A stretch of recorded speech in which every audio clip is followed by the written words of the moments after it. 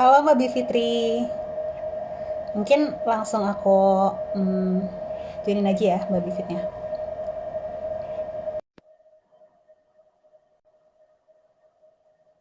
Udah masuk? Halo Boleh. Mbak Bivit, Halo, selamat sore. selamat sore Mbak Bivit. Mungkin kita kenalan dulu ya Mbak Bivit, kan kita belum kenal nih sebelumnya ya. Kenalin, nama aku Nadifa Marsha, biasa dipanggil Marsha. Nanti aku akan bertanya-tanya banyak hal nih kepada Mbak Bivit. Um, Oke, Marsha. Oke, ini udah jelas kan ya kedengaran suaraku? Udah. Baik, ini kan ada teman-teman juga. Mungkin aku buka dulu secara resmi gitu ya Mbak Bivit. Ya, oke. Baik. Assalamualaikum warahmatullahi wabarakatuh. Shalom, Om Swastiastu, Namo Buddhaya, dan salam kebajikan. Selamat sore, teman-teman semua. Selamat datang dalam live Instagram ICLD. Nah, hari ini kita akan berdiskusi mengenai perubahan undang-undang aspirasi anggota dewan atau aspirasi rakyat belajar dari kasus Dr. Terawan. Nah, di sini telah kedatangan narasumber yang luar biasa, Mbak Bivitri Susanti SHLLM. Beliau merupakan pakar hukum tata negara dan dosen di Sekolah Tinggi Hukum Indonesia Jentera. Apa kabar Mbak Bivit? Baik, Alhamdulillah. Marsha gimana kabarnya? Alhamdulillah, baik juga Mbak Bivit. Gimana puasanya hari ini? Lancar? Ya, lancar. Alhamdulillah. Oke Mbak Bivit, ini kira-kira Mbak Bivit pengen menyampaikan sesuatu atau langsung aku mulai nih dengan pertanyaan-pertanyaannya? Langsung mulai aja. Oke, baik. Aku langsung mulai ya, Mbak Bivit, dengan pertanyaan pertama nih. Yang pasti teman-teman udah penasaran juga mengenai kasus yang hangat ini, Dokter Terawan ya. Jadi, isu yang hangat ini mengenai Dokter Terawan ini banyak memunculkan dukungan dari anggota dewan ya, Mbak Bivit. Dan ini tuh dukungannya ini muncul berupa reaksi inginnya merubah Undang-Undang Nomor 29 Tahun 2004 tentang praktik kedokteran agar izin kedokteran dan pemecatan dokter itu hanya dapat dilakukan oleh pemerintah. Nah, menurut Mbak Bivit sendiri, menurut Mbak Bivit sendiri nih sebagai akademisi, sebenarnya boleh nggak sih Mbak Bivit suatu undang-undang itu dirubah atau dibentuk atas dasar aspirasi anggota dewan, bukan sepenuhnya aspirasi dari rakyat. Nah, ini menurut Mbak Bivit nih gimana? Nah, ini dia pertanyaan penting. Makanya saya langsung pas Mbak Fitri kontak langsung, wah ini penting sekali kita harus bicarakan memang. Jadi pertanyaan penting Marsha adalah boleh atau enggak? Jawabannya adalah sebenarnya nggak boleh. Dan ini yang justru mesti kita kritik karena kita mesti bedakan sih ya antara yang sifatnya prosedural dengan yang sifatnya substantif gitu ya. Kalau prosedural kan kita paham bahwa ada tuh yang namanya dalam proses pembentukan peraturan perundang-undangan ada proses pembentukan yang mulainya dari perencanaan, kemudian penyusunan, kemudian pembahasan, pengesahan dan pengundangan. Nah, jadi kalau dari segi prosedur tentu saja kita harus berbicara soal perencanaan dulu secara teknokratik kan ya, karena ada kaitannya nanti dengan anggaran, dengan perencanaan pembangunan, ada 5 tahunan prolegnas, tapi ada yang 1 tahun itu prioritas tahunan. Itu secara prosedural, sehingga untuk bisa mengajukan sesuatu, suatu undang-undang gitu harus direncanakan sedari awal. Kalaupun bisa di tengah-tengah ada ide yang mungkin sangat-sangat diperlukan, celahnya hanya ada kalau misalnya Mahkamah Konstitusi memerintahkan untuk perubahan undang-undang tertentu atau nasional. Itu secara prosedural. Nah, tapi memang yang secara politik ini yang saya kira kita juga bisa memaknai ucapan-ucapan kita ganti aja undang-undang kedokteran dan lain sebagainya itu juga sebagai suatu kalau boleh saya katakan ya ancaman politik gitu. Ya, jadi ancaman politik dan tekanan politik. Karena kita bisa lihat betul yang terjadi dengan Dokter Terawan itu kan betul-betul seperti pemihakan-pemihakan yang sifatnya lebih emosional ketimbang substansi menurut saya. Karena kita tahu persis pasien Dokter Terawan juga cukup banyak dari kalangan pejabat. Bahkan juga yang saya dengar orang tua Presiden Jokowi sendiri misalnya begitu ya, belum anggota DPR itu juga sangat-sangat banyak menteri-menteri dan lain sebagainya. Hal yang sama kan kita bisa lihat waktu Dokter Terawan keluar dengan gagasan vaksin Nusantara yang buru-buru disetujui karena alasan-alasan yang juga sifatnya politis, dukungan terhadap Dokter Terawan itu sendiri. Tapi yang kedua juga nasionalistik gitu. Seakan-akan inilah gitu ya, atas nama nasionalisme, prosedur-prosedur yang sifatnya saintifik itu dipinggirkan. Nah, kalau berbicara di dalam konteks politik seperti ini, buat saya itu yang kemarin adalah sebuah tekanan politik sebenarnya untuk menyatakan dukungan terhadap Dokter Terawan. Tapi kembali ke pertanyaan Marsha, boleh nggak sih? Menurut saya nggak boleh. Ya, namanya, kalaupun ada ide-ide yang bagus dan mungkin nanti mau dimasukkan ke prioritas tahunan tahun depan, misalnya begitu ya, kan ada lah kemungkinannya. Tapi alasannya tidak boleh alasan yang sifatnya politis. Harusnya ada evaluasi dulu, ya kan? Kalau undang-undang kan harusnya ada monitoring dan evaluasi ya.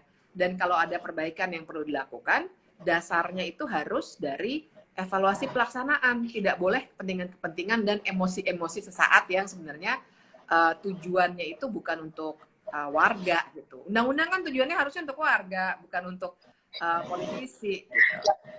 Gitu Mas ya. Oke, berarti bisa aku simpulkan kalau sebenarnya ini nggak boleh ya Mbak Bivit, karena ini kan bisa dilihat pendekatannya tuh lebih ke pendekatan emosional sebenarnya, karena banyak dari anggota dewan yang sebenarnya juga memakai jasanya Dokter Terawan gitu, dan ini juga ada alasan nasionalis gitu ya kalau menurut Mbak Bivit. Cuma intinya adalah ini sebenarnya nggak boleh dan ini merupakan ancaman politik ya teman-teman. Baik, mungkin aku bisa langsung lanjut nih Mbak ke pertanyaan berikutnya. Ini kalau misalkan dalam pasal 10 Undang-Undang 12 tahun 2011 mengenai pembentukan perundang-undangan, itu disebutkan materi muatan undang-undang adalah pemenuhan kebutuhan hukum dalam masyarakat. Nah, apakah frasa masyarakat ini itu sebenarnya dapat diartikan masyarakat secara umum atau sebenarnya ini tuh dapat diartikan anggota dewan saja? Dan itu kira-kira gimana cara mendiferensiasi antara pengertian masyarakat sebagai anggota dewan atau masyarakat secara umum? Ini kira-kira gimana nih Mbak Bivit? Wah, pertanyaannya Marsha tajam-tajam banget nih. Karena ini memang persoalan yang kita harus geluti ya. Karena kalaupun sekarang ini kita sering kali melakukan advokasi legislasi ke DPR, pasti yang ditanya, kamu itu mewakili masyarakat mana? Kalau kita tuh dipilih. Itu sering banget begitu dan kadang-kadang kesal juga ya. Tapi kan begini, tentu saja kalau kita berbicara legislasi, kan kita harus berbicara hakikatnya, kita harus bicara filosofinya. Kenapa sih suatu barang yang bernama legislasi itu dikonstruksikan secara hukum dalam sebuah negara hukum? Nah, tentu saja tujuannya adalah untuk mengelola kehidupan bernegara. Nah, kehidupan bernegara ini yang seringkali kita agak terlalu dikecohkan dengan wacana-wacana oleh elit, sehingga kita berpikirnya negara adalah penguasa gitu. Padahal kita nih kalau di Fakultas Hukum kan Marsha belajar ilmu negara dari semester 1 ya. Yang namanya negara itu kan awal mulanya adalah warga, bukan penguasa. Bahkan kalau bicara negara aja, syarat negara itu kan kalau Montevideo Convention itu penduduk, wilayah, sama pengakuan negara lain. Nggak ada tuh ada atau tidaknya penguasa. Jadi dengan itu maka filosofinya yang namanya pengelolaan negara yang kemudian diatur melalui sebuah produk yang namanya legislasi, harusnya tujuannya adalah warga negara ataupun penduduk ataupun manusia-manusia yang tinggal di wilayah itu. Penguasa itu hanya pemegang mandat untuk mengelola hal-hal itu. Sehingga pasal 10 di Undang-Undang tentang pembentukan peraturan perundang-undangan itu, kalau dikatakan pemenuhan kebutuhan hukum masyarakat, tentu saja yang ada di kepala para pembentuk undang-undang tentang pembentukan undang-undang adalah masyarakat secara luas. Tentu saja tidak bisa dikuantifikasi, tapi kan memang tidak semua persoalan di negara ini harus diukur dengan cara-cara kuantitas ya.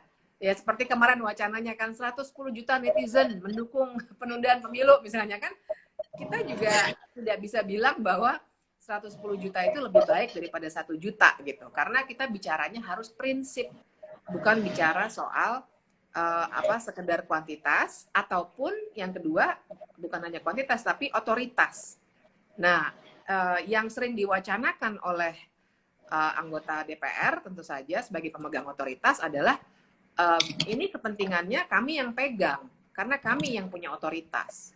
Nah, padahal tadi esensi negara bukan di penguasa tapi soal masyarakat, sehingga kebutuhan masyarakat itu harus dilihat secara umum begitu. Sebenarnya fenomena apa yang tengah terjadi gitu. Kalau dibilang kalau gitu nggak ada ukurannya dong, ada ukurannya. Makanya kita itu kalau bikin dalam proses legislasi kan selalu didului juga dengan penelitian. Ya kan kita kan nggak ngarang-ngarang. Saya mau butuh undang-undang ini terus langsung ngetik di laptop, kan nggak begitu prosesnya. Tapi pasti ada yang namanya penelitian yang dituangkan dalam naskah akademik. Jadi kelihatan betul kepentingannya di mana, kebutuhannya di mana, tujuan pengaturannya apa dan lain sebagainya. Baru bikin pasal-pasal gitu. Sebenarnya itu menurut saya makna dari perintah di undang-undang tentang pembentukan undang-undang tentang kebutuhan masyarakat. Baik Mbak Bivitri, mungkin aku bisa nanya lanjutan nih dari tadi penjelasan yang Mbak Bivitri. Berarti kalau misalkan perubahan undang-undang kedokteran ini kira-kira seandainya beneran terjadi, kalau menurut Mbak Bivitri sendiri itu berarti itu memenuhi kebutuhan masyarakat atau sebenarnya anggota dewan aja nih Mbak Bivitri? Kalau tujuannya adalah soal yang tadi diungkapkan, soal pemberian izin, menurut saya itu bukan kebutuhan masyarakat. Jadi kita mesti pisahkan nih, apa sih yang diminta gitu. Kalau mungkin kita nanti akan bilang, oh kita butuh melakukan revisi undang-undang kedokteran. Ayo, berarti kita evaluasi dulu yang benar. Mana yang salahnya di mana nih? Misalnya, saya belum pernah ya penelitian soal itu, tapi saya duga misalnya ada kita mesti menyelesaikan banyaknya malpraktik misalnya gitu. Malpraktik berarti akar masalahnya apa. Jadi ada penelitiannya dulu gitu. Nah, padahal yang kemarin itu diwacanakan dalam rapat yang sifatnya emosional tadi hanya untuk mematikan ID gitu.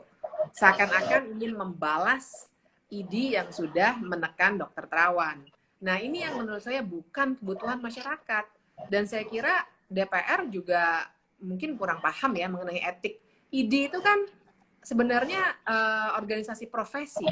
Kalau advokat nih ada persatuan advokat gitu ya, walaupun pecah juga ya. Tapi intinya hakikat dalam sebuah profesi itu nggak bisa diatur oleh negara gitu. Ada kebutuhan untuk adanya sebuah lembaga profesi justru untuk menjaga profesionalitas dari anggota profesi itu sendiri kan, dokter, advokat, akuntan, arsitek, ya profesi-profesi seperti itu yang harus dijaga kualitasnya.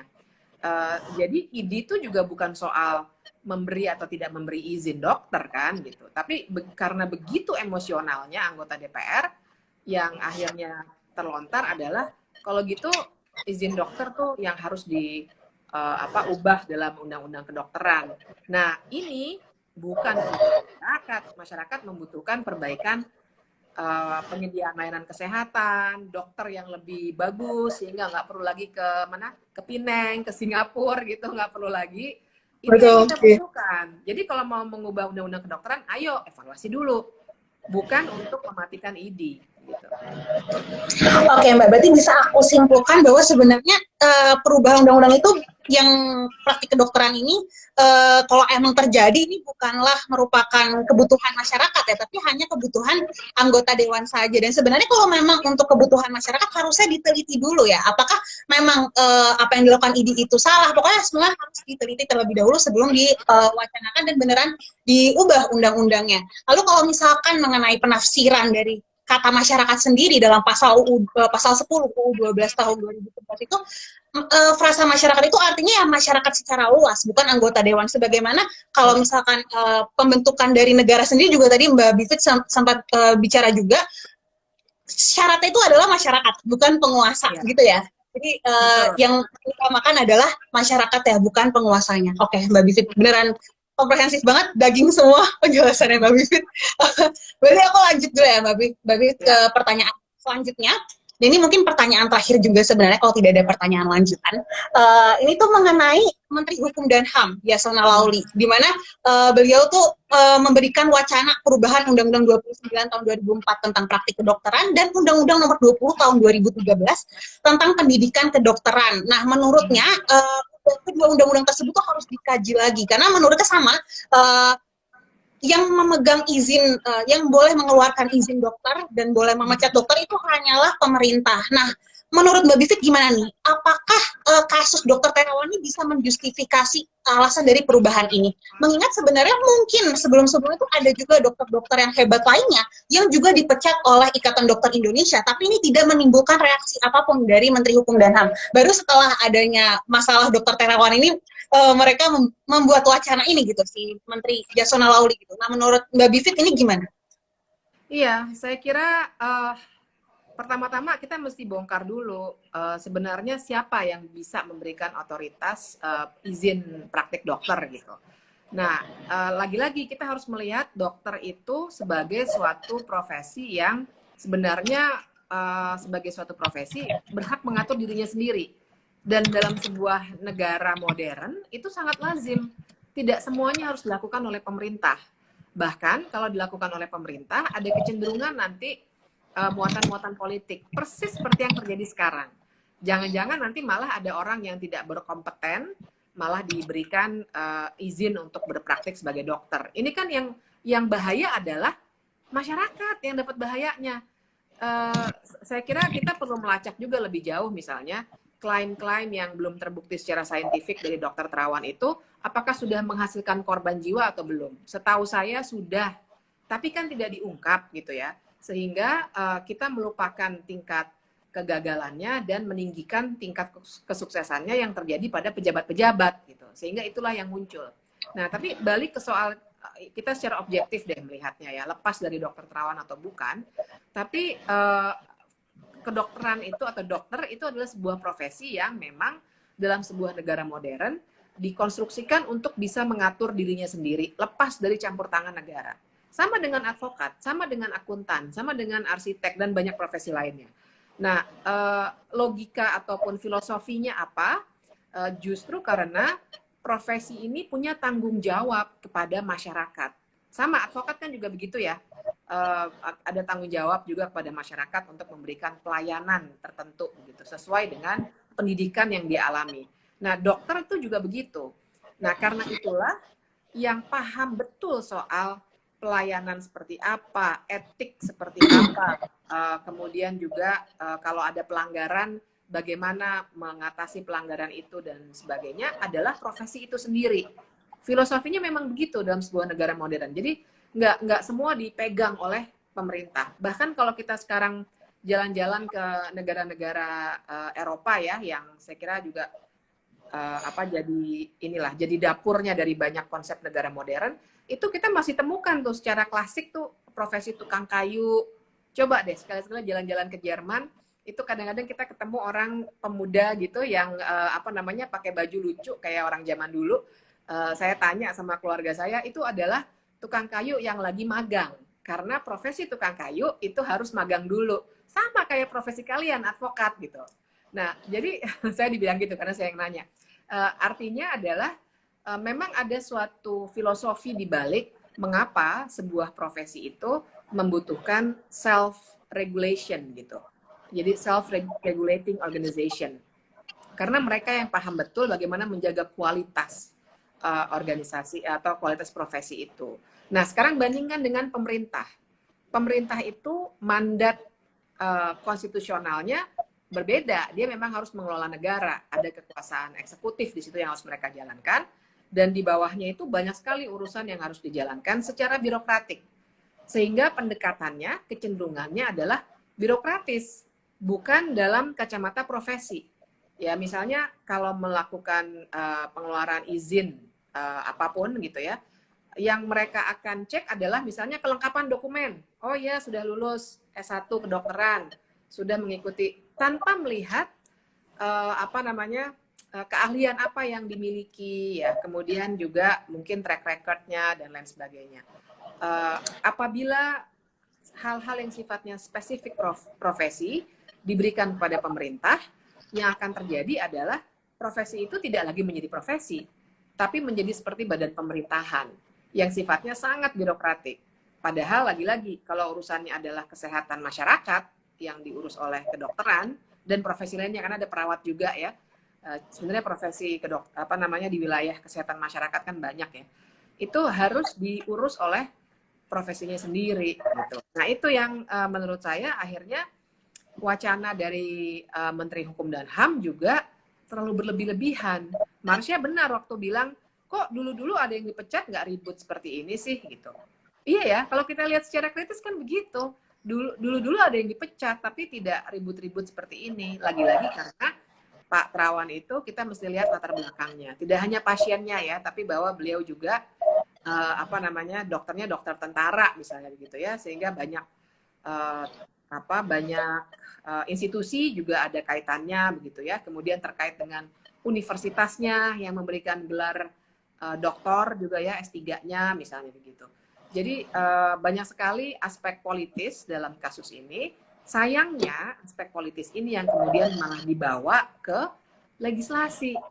Nah, padahal itu tadi, legislasi itu bukan soal politik belaka, tapi ada filosofi di baliknya soal memecahkan ataupun memenuhi kebutuhan masyarakat luas gitu. Oke, baik Mbak Bibit. Jadi sebenarnya kalau misalnya bisa aku simpulkan nih, harusnya tuh kalau organisasi profesi itu memang mengatur dirinya sendiri. Pemerintah sebenarnya nggak bisa ikut campur. Karena memang tidak semua hal harus diikut campuri oleh pemerintah gitu. Karena pada akhirnya yang bahaya nanti masyarakat. Kalau misalkan memang, kalau udah masuk ke pemerintah kan pasti dikit-dikit politik, dikit-dikit politik. Dan itu kalau misalnya diterbitkan izin oleh pemerintah dan itu misalkan dari kerabatnya atau siapa yang ingin menjadi dokter dan sebenarnya mereka kurang kompeten, itu kan sebenarnya yang dirugikan kembalinya masyarakat lagi gitu ya Mbak Bivit ya. Baik, itu tadi komprehensif banget Mbak Bivit. Sebenarnya pertanyaan dari aku sih itu aja ya Mbak Bivit. Cuman di sini nih sepertinya udah ada yang bertanya. Ini dari Bang Aim Efraim JK nih bertanya, Mbak Bibit, artinya apakah etis seperti menteri dan anggota dewan ramai-ramai mendukung perubahan UU kedokteran ini? Gimana tuh Mbak Bivit? Apanya? Apakah etis kalau misalkan anggota dewan dan pokoknya pemerintah mendukung perubahan undang-undang kedokteran ini? Oh, etis atau tidak etis ya? Menurut saya sih sebenarnya tidak etis jadinya. Sangat tidak etis karena itu tadi harusnya tidak etisnya di dua tempat. Yang pertama adalah karena tentu saja kalau kita berbicara legislasi harusnya ada kebutuhan masyarakat yang kemudian harus diperjelas dulu kualifikasinya apa. Tapi yang kedua, bahwa mereka menggunakan ini sebagai tekanan politik. Nah, ini buat saya yang sangat tidak etis. Karena ini sangat kelihatan ya tekanan politiknya, ketimbang hal-hal yang sifatnya sebenarnya lebih substantif untuk kebutuhan masyarakat. Nah, di wilayah kedua ini yang buat saya sangat tidak etis, karena kita juga paham bahwa DPR itu seringkali dalam proses legislasi belakangan ini terutama banyak yang nggak nyambung kan dengan kebutuhan masyarakat. Maksud saya banyak yang nggak nyambung itu ketika mereka jalan sendiri dengan agenda-agenda terutama dari pemerintah ya untuk kebutuhan-kebutuhan investasi, politik ekonominya sangat tinggi nilainya, sementara undang-undang lainnya yang dibutuhkan misalnya undang-undang masyarakat adat, undang-undang pelindungan pekerja rumah tangga, banyak lah ya yang itu real diperjuangkan dari dulu, itu dilirik saja tidak gitu. Maksud saya kalaupun memang ada alasan untuk menolak undang-undang tersebut, silakan didiskusikan, dibincangkan juga secara publik. Tapi kan ini ibaratnya itu seperti dicuekin aja, didiamkan saja, sementara legislasi justru dijadikan tekanan politik ketika berwacana dalam sebuah sidang DPR yang sedang seakan-akan membela seseorang yang berjasa pada diri mereka. Nah, ini yang buat saya sudah sangat di luar batas etik DPR, dan itulah sebabnya kita harus kritik, jangan sampai legislasi itu malah jadi alat politik gitu buat DPR. Gitu, Mbak. Baik, berarti sebenarnya itu nggak etis ya Mbak untuk mendukung itu. Jangan sampai legislasi itu dijadikan alat politik untuk DPR gitu ya intinya. Nah, ini ada pertanyaan lagi nih Mbak terkait tadi evaluasi peraturan perundang-undangan, seberapa penting dan siapa yang harus melakukannya Mbak sebenarnya untuk evaluasi itu sendiri?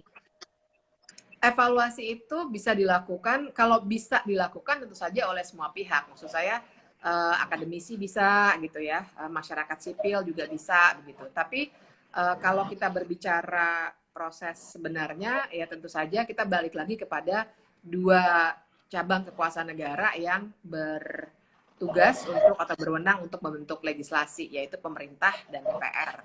Nah, masing-masing sebenarnya sudah ada kok ininya apa namanya, sudah ada unit kerjanya begitu ya. Misalnya di Kementerian Hukum dan HAM untuk pihak pemerintah itu kan juga ada sebenarnya Direktorat Jenderal Peraturan Perundang-undangan dan juga BPHN yang bisa melakukan evaluasi itu.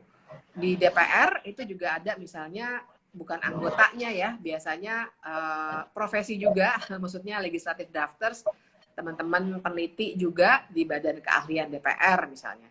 Mereka juga seringkali melakukan evaluasi. Nah, idealnya tentu saja kapan evaluasi dilakukan itu juga ditentukan dalam sebuah legislasi. Beberapa legislasi memuat itu. Nah, tapi kalaupun tidak, evaluasi ini memang harus dilakukan karena yang namanya undang-undang pasti waktu dilaksanakan kita akan berjumpa dengan tantangan-tantangan yang mungkin nggak terbayang waktu undang-undang dibuat gitu. Dan yang kedua, ada konteks yang mungkin berubah dan kita mesti mesti faktorkan konteks yang baru itu yang mungkin saja nanti berarti perlu ada perubahan undang-undang. Atau kadang-kadang bisa juga undang-undangnya sudah tidak diperlukan misalnya ya, kita nggak tahu ya. Atau misalnya tidak diperlukan tapi digabungkan dalam undang-undang lain. Apapun hasilnya, tapi evaluasi ini balik ke pertanyaannya, dilakukannya resminya oleh pemerintah dan DPR, boleh berkoordinasi ataupun masing-masing. Tapi kalaupun teman-teman akademisi, kawan-kawan di masyarakat sipil mau melakukan evaluasi, boleh-boleh saja. Tinggal nanti berarti hasilnya dihitung bukan sebagai sesuatu yang sifatnya formal, tapi kan tetap bisa diberikan dalam berbagai forum resmi supaya jadi masukan gitu. Baik Mbak Bivit, jadi sebenarnya yang berhak untuk melakukan evaluasi ini siapapun bisa ya Mbak Bivit. Cuma kalau misalkan secara formal itu ada pemerintah dan DPR. Cuma kalau misalkan ya tidak formal bisa dari akademisi, masyarakat yang bisa dibawa tuh evaluasinya ke dalam forum-forum. Nah, sebenarnya evaluasi ini tuh sudah harus ditentukan di dalam legislasi, tapi kalaupun tidak, evaluasi ini tuh tetap harus dilakukan. Semisal kalau misalkan udah diundangkan kan tentunya bakalan banyak kerikil-kerikil ke depannya. Mungkin ada juga perubahan dalam masyarakat segala macam dan akhirnya membutuhkan perubahan atau mungkin undang-undangnya ternyata tidak penting lagi gitu, udah tidak dibutuhkan lagi jadi bisa dicabut. Seperti itu ya Mbak Bivit ya. Baik, oke. Iya. Oke, sebenarnya itu aja sih Mbak Bivit kalau misalkan untuk sore ini ya. Cuma kalau misalkan Mbak Bivit ada mau menyampaikan sesuatu mungkin kepada teman-teman, mumpung masih ada waktu. Iya. Mungkin buat closing statement aja ya. Jadi saya jadi teringat sebenarnya ya gara-gara tadi pas Marsha lagi ngomong, ingat bahwa misalnya di beberapa negara lain itu memang bisa aja sih seorang anggota DPR-nya mengajukan suatu rancangan undang-undang. Makanya kadang-kadang ada namanya, misalnya Marsha's Bill gitu, atau Bibip's Bill gitu, apapun gitu nama orangnya yang mengajukan. Nah, tapi itu pun kemudian harus mengalami sebuah proses legislasi yang formal. Nah, tapi intinya adalah lepas dari aspek-aspek yang sifatnya prosedural tadi, kita itu harus memang membincangkan ini untuk menjaga dua hal. Yang pertama adalah jangan jadikan legislasi sebagai alat tekanan politik gitu. Itu satu ya, karena akibatnya nanti kita akan semakin mengerdilkan makna legislasi. Jadi saya mikirnya maknanya, saya memikirkan dampaknya yang sifatnya jangka panjang. Ini bukan soal dokter terawan saja atau soal undang-undang praktik kedokteran saja, tapi kita jadi mengerdilkan legislasi. Seakan-akan legislasi itu murni persoalan politik. Padahal kan tidak, ada persoalan-persoalan kebutuhan masyarakat di situ. Nah, kemudian yang kedua, saya kira yang harus digarisbawahi adalah soal etiknya. Saya kira anggota DPR juga harus paham soal, dan pemerintah juga ya, tidak hanya anggota DPR, karena Pak Yasona juga sudah berpendapat soal bagaimana negara itu tidak harus ikut campur dalam semua aspek kehidupan masyarakat. Ya, ada hal-hal yang memang bisa diberikan kepada profesi, sehingga untuk izin praktek dokter, izin advokat misalnya ya, dan lain sebagainya harusnya dibiarkan kepada profesinya, justru untuk membuat masyarakat lebih berdaya gitu. Jangan berasumsi yang tahu segalanya hanya pemerintah. Nah, itu yang salah. Karena asumsi itu justru kadang-kadang sebaliknya ya. Pemerintah seringkali lebih banyak bekerja dalam hal-hal yang sifatnya birokratis ketimbang yang substansi, apalagi substansi profesi. Itu maksudnya. Oke, nih closing statement dari Baby Fit itu jangan jadikan legislasi sebagai alat tekanan politik karena akibatnya kita semakin mengerdilkan makna legislasi itu sendiri seakan legislasi ini murni masalah politik padahal sebenarnya tidak. Lalu soal soal etik anggota DPR dan pemerintah. Jadi anggota DPR dan pemerintah ini harus memahami bahwa tidak semua aspek kehidupan masyarakat itu harus diikut campurkan oleh pemerintah. Jangan sampai pemerintah itu berasumsi hanya pemerintah doang yang tahu permasalahan di masyarakat gitu dan tahu harus bagaimana dalam legislasi ini gitu. Gitu ya Mbak Bivit ya? Ya, betul. Oke. So Mbak Bivit ini keren banget ya, maksudnya pasti teman-teman yang menonton juga mendapatkan ilmu-ilmu baru di waktu ngabuburit ini. Teman-teman pastinya senang dengan diskusi ini dan bisa mendapatkan ya tadi berbagai macam ilmu gitu dan pandangan baru dari Mbak Bivit terkait kasus yang sedang hangat ini. Nah mungkin sampai situ aja ya Mbak Bivit ya pertemuan kita pada sore hari ini. Makasih banyak Mbak Bivit. Semoga ini bukan pertemuan terakhir kita di ICLD. Semoga kedepannya Saya senang banget sama kalian ini, keren banget soalnya program-programnya itu bikin makin banyak orang makin melek soal legislasi, itu penting banget. Iya itu penting banget ya Mbak ya, dan semoga memangnya ilmu-ilmu Mbak Bivit nih diperlukan di ICLD. Jadi semoga untuk diskusi-diskusi ke depannya Mbak Bivit bisa hadir lagi di sini. Begitupun teman-teman, semoga teman-teman di sini bisa terus kalau misalnya ada live Instagram ICLD bisa nonton terus dan senang dengan konten-konten yang ditawarkan oleh ICLD. Begitu ya Mbak Bivit ya. Terima kasih banyak. Terima kasih. Terima kasih banyak teman-teman semua. Jangan lupa like dan subscribe semua Instagram, semua sosial media ICLD, YouTube, Instagram, TikTok, ada semua. Itu untuk berbagai macam informasi seputar perundang-undangan. Terima kasih Mbak Bivit, terima kasih teman-teman semua. Ntar ini videonya bakal di-save, insya Allah. Oke. Dadah Mbak Bivit, dadah teman-teman semua. Terima kasih ya. Kan ya, dadah. Ya.